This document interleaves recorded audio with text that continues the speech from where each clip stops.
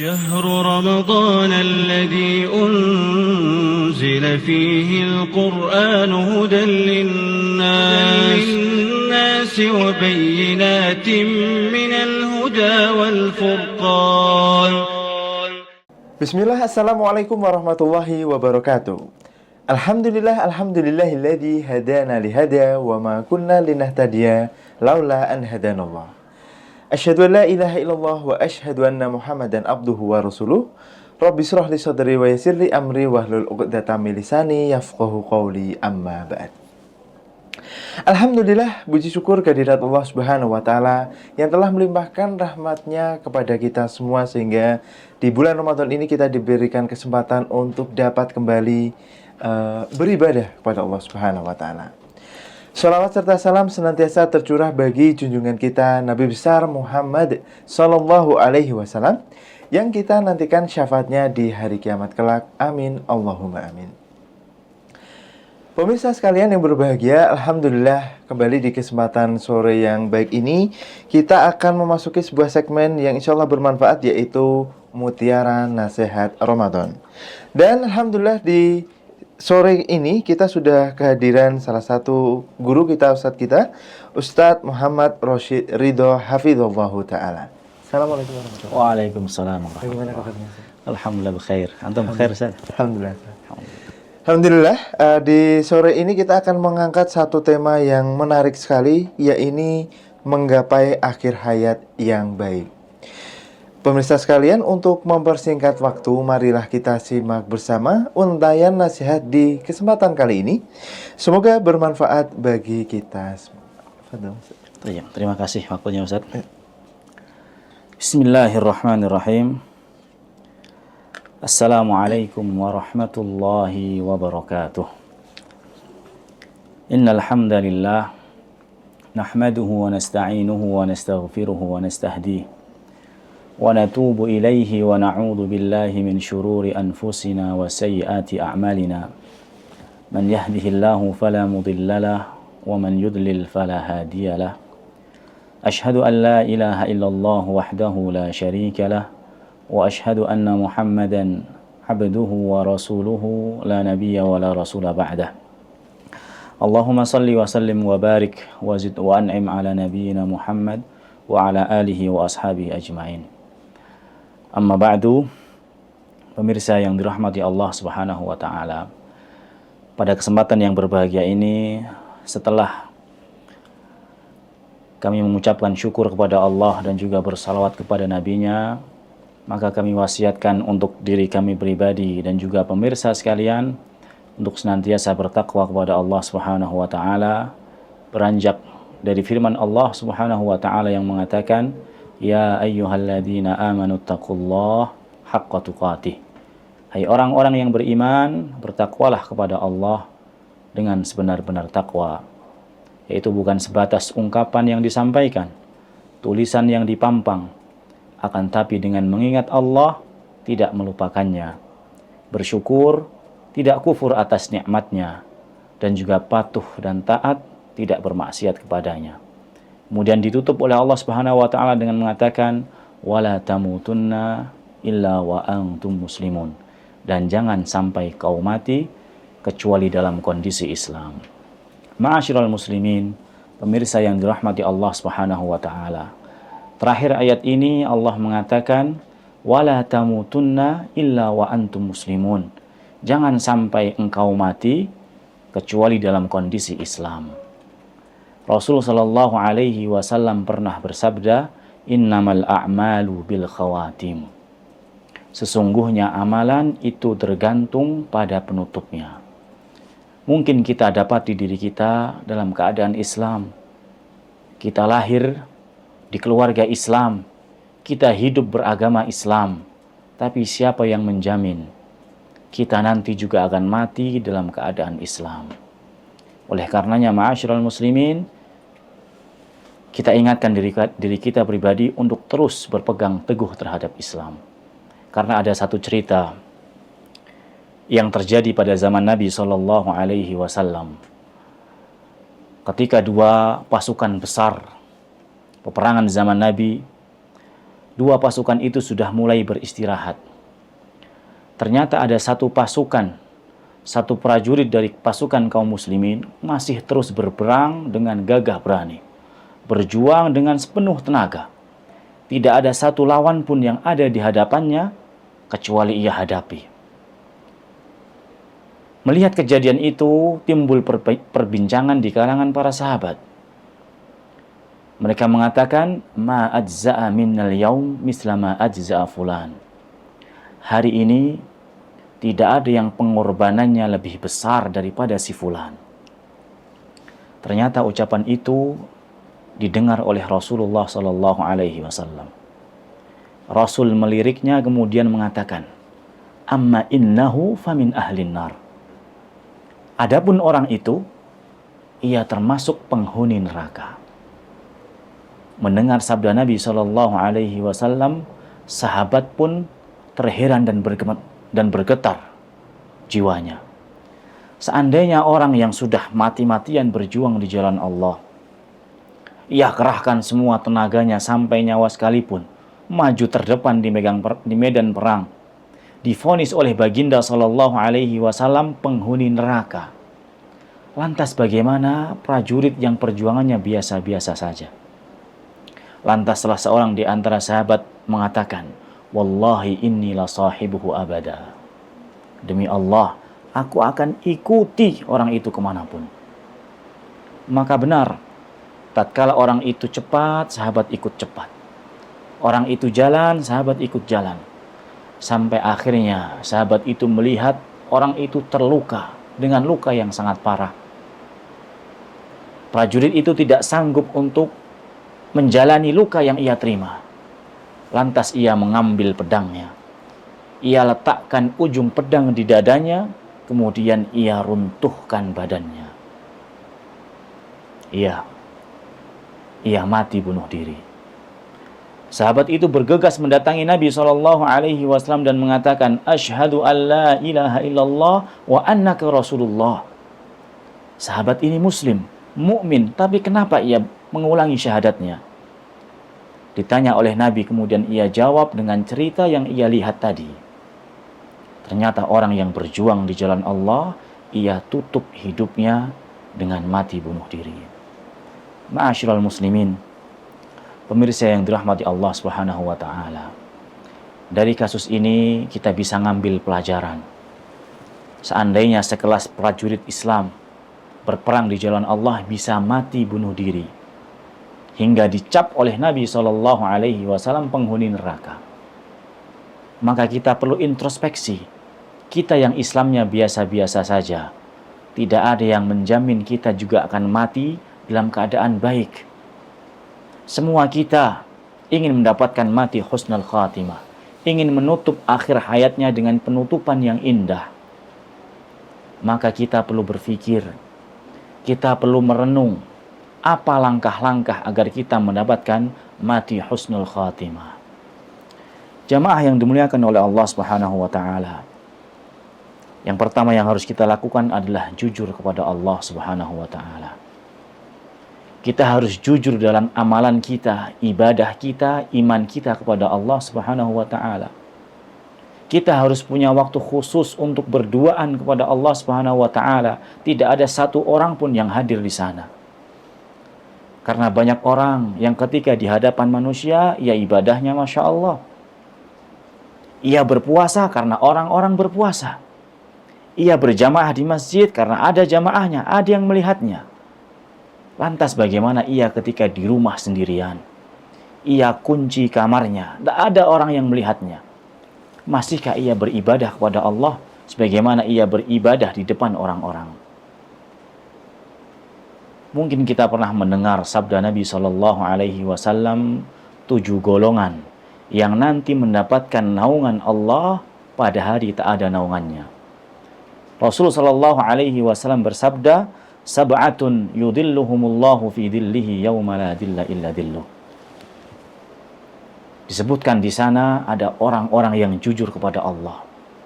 Yang pertama Rasul mengatakan, wa rajulun tasaddaqa bi sadaqatin fa akhfaha hatta la ta'lama shimaluhu ma tunfiqu yaminuh.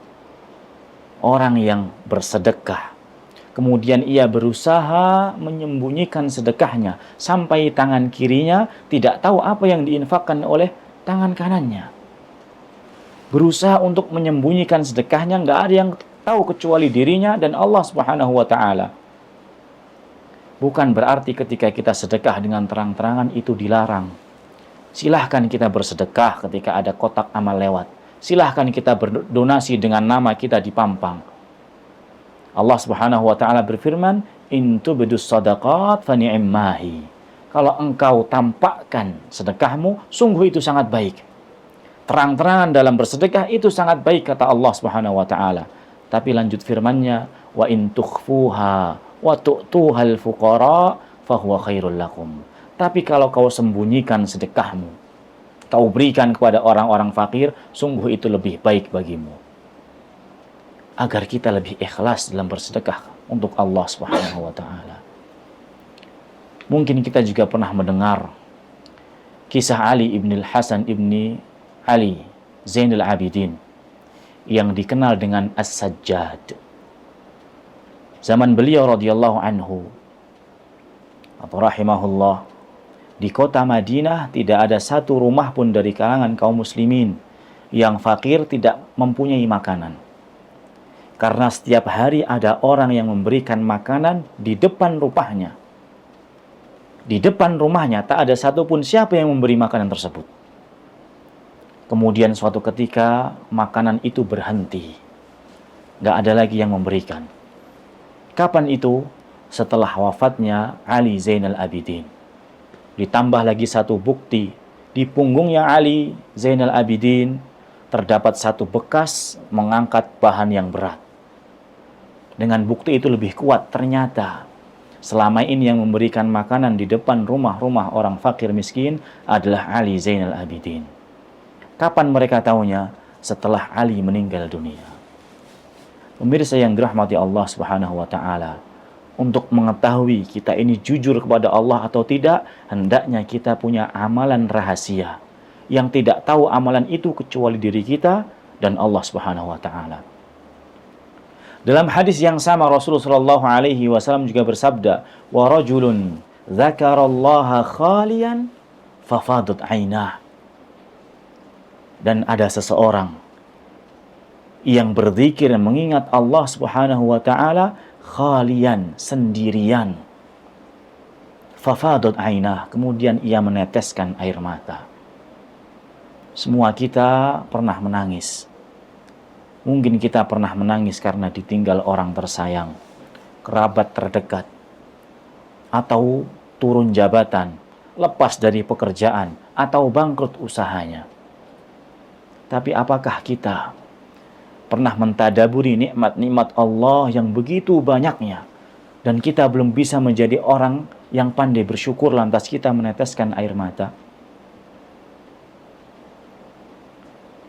Atau pernahkah kita mengingat-ingat amalan kita, maksiat-maksiat yang kita lakukan kepada Allah Subhanahu wa Ta'ala, kita khawatir akan adabnya, kemudian kita meneteskan air mata? Jika itu pernah kita rasakan dan laksanakan, semoga itu tanda bahwasanya kita jujur kepada Allah Subhanahu wa Ta'ala. Ma'asyiral muslimin rahimani Allah wa iyyakum jami'an. Kemudian yang kedua, agar menggapai akhir hayat yang indah, kita perlu menjaga amalan kita. Salat yang kita laksanakan jangan sampai bolong-bolong. Puasa yang sudah kita kerjakan dipertahankan pahalanya. Terkadang kita iri melihat orang lewat di beranda kita, ada yang beribadah kepada Allah, dicabut nyawanya. Sedang mengisi kajian, Allah ambil nyawanya. Sedang sholat mengimami orang, diwafatkan pada saat itu. Atau orang itu sedang sujud beribadah kepada Allah, Allah cabut nyawanya. Pertanyaannya, kenapa Allah Subhanahu wa Ta'ala mencabut nyawa hambanya pada saat-saat demikian? Itu karena setiap harinya ia jaga amalannya. Ia rutinkan amalan-amalan tersebut sehingga ia bisa wafat dalam kondisi baik tersebut. Ma'asyiral muslimin azzani Allah wa iyyakum jami'an. Yang sudah melakukan amalan-amalan baik, tolong dijaga amalannya. Jangan sampai hilang, jangan sampai putus. Atau yang belum banyak melakukan kebaikan-kebaikan, maka langkah yang ketiga adalah jangan menunda amalan. Jangan menunda-nunda berbuat baik, biar kita bisa mati husnul khatimah.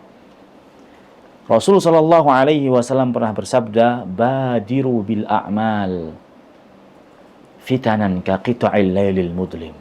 Segeralah kalian beramal, segera. Sebelum datang satu fitnah, ujian-ujian yang datangnya seperti potongan malam yang gelap gulita. Tidak terasa, bahkan tidak disadari. Apa yang terjadi ketika ujian itu datang jamaah? Rasul mengatakan, yusbihur rajulu mu'mina wa yumsi kafira. Paginya masih beriman. Paginya masih beriman, tapi sorenya sudah kafir. Au yumsi mu'mina wa yusbihu kafira. Atau sorenya masih beriman, masih ikut berpuasa, masih melaksanakan salat tarawih, tapi paginya sudah kafir. Kenapa bisa terjadi demikian? Rasul menjawab, yabi'u dinahu bi'aradin minad dunya. Karena ia jual agamanya. Ia barter keislamannya dengan sedikit kesenangan dunia. Malamnya masih beribadah, sorenya masih beribadah, masih ikut sholat tarawih. Tapi ketika datang malam hari, ia tergiur dengan dunia sehingga aturan-aturan Allah dilanggar, mendolimi orang lain, bahkan mendolimi Allah dengan melakukan kesyirikan. Wal'iyadu billah. Oleh karenanya ma'asyiral muslimin azani Allah wa iyyakum jami'an, segera kita beramal. Apapun kebaikan amalan itu, segera kita amalkan. Allah Subhanahu wa taala mengingatkan, wa anfiqu mimma razaqnakum min qabli ay ya'tiya ahadakumul maut. Infakkanlah kalian dari sedikit rizki yang telah kami berikan kepadamu sebelum datang ajal menjemputmu. Tapi terkadang manusia sangat cinta terhadap harta. Pagi, siang, sore, malam terus sibuk untuk mencari harta. Tapi ketika telah datang malakul maut menjemputnya, baru ia sadar. Ia nggak mau mati, minta dispensasi kepada Allah dengan mengatakan, laula akhartani ila ajalin qarib. Ya Allah, kalau saja kau undur sedikit saja kematianku. Minta penundaan mati.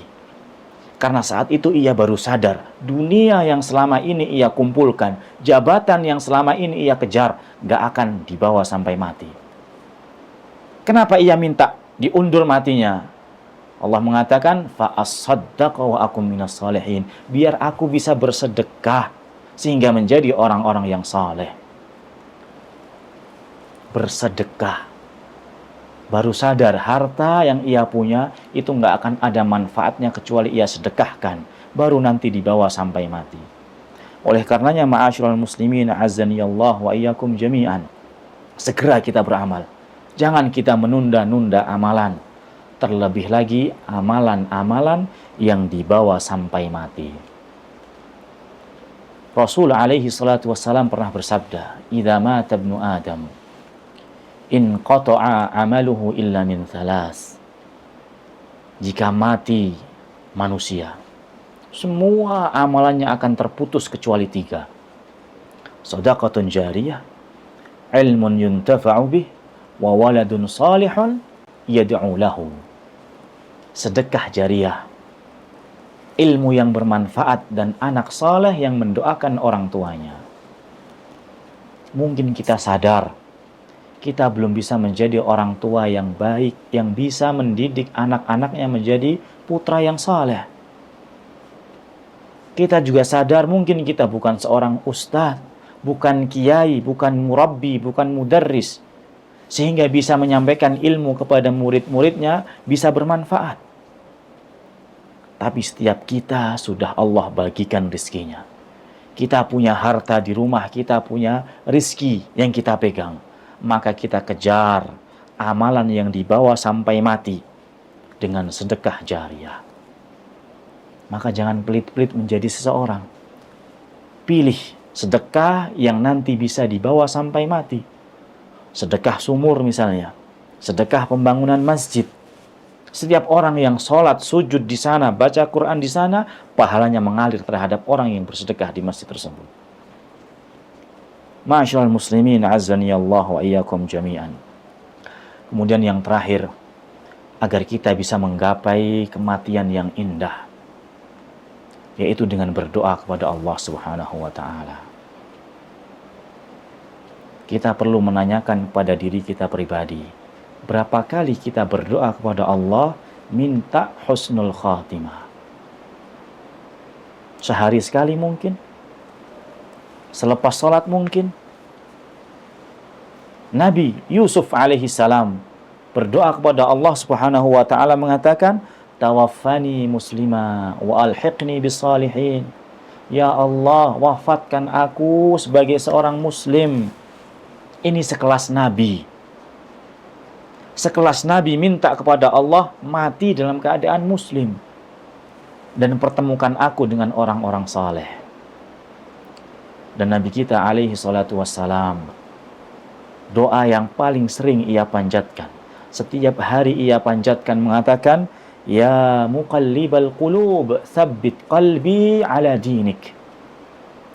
Ya Allah, yang maha membolak-balikan hati, teguhkan hatiku di atas agamamu. Biar selalu dalam keadaan Islam, mati pun dalam keadaan Islam. Tiap hari Rasul berdoa, minta keteguhan hati. Saking seringnya jamaah yang dimuliakan oleh Allah Subhanahu wa ta'ala, sahabat bertanya, ya Rasulullah, seberapa sering engkau berdoa kepada Allah Subhanahu wa ta'ala dengan doa itu? Atakhafu alaina, apakah engkau khawatir terhadap kami ya Rasulullah? Maka Rasul pun menjawab, na'am, iya. Rasul khawatir terhadap para sahabat. Kita tahu sahabat adalah generasi terbaik umat Nabi SAW, yang menyaksikan Nabi, melihat Nabi dengan mata telanjang, yang menyaksikan wahyu itu turun. Tapi Rasul SAW khawatir terhadap mereka. Kemudian Rasul SAW bersabda, innal quluba baina usbu'aini min asabi'ir rahman yuqallibuhu kaifa yasha. Bahwasanya hati manusia itu berada di antara dua jemari ar-Rahman, dua jari-jari Allah. Yuqallibuhu kaifa yasha, dan Allah bolak-balikan sesuai kehendaknya. Menunjukkan bahwasanya hati manusia sangat lemah, sangat rentan berbolak-balik. Sekarang beriman, nantinya nggak beriman. Sekarang taat, sorenya sudah hilang ketaatan. Ketika puasa, menjaga ibadah kepada Allah, menjaga ketaatan kepada Allah. Ketika selepas buka, sudah hilang lagi ketaatan.